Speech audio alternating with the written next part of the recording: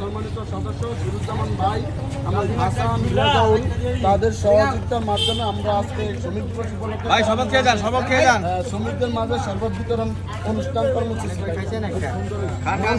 শরবত গ্লাসগুলো কেউ নিয়েন না ভাই। হ্যাঁ,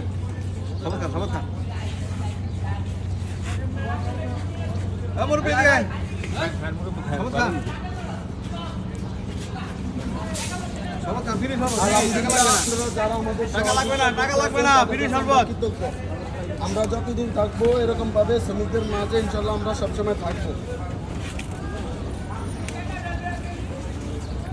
দেখতে আসেন গেলা চারো আছে ভাই, আপনি শরবত বিতরণ করে আপনার অনুভূতি কি একটু বলেন। আমার কাছে খুব আনন্দ লাগতেছে এই গরমের অস্থিরতায় আমরা যে সামান্য একটু শরবত খাওয়াইতে পারতেছি, মানুষের অসহায় মানুষদের খাওয়াইতে পারতেছি, নিজেকে অনেক ধন্য মনে করতেছি।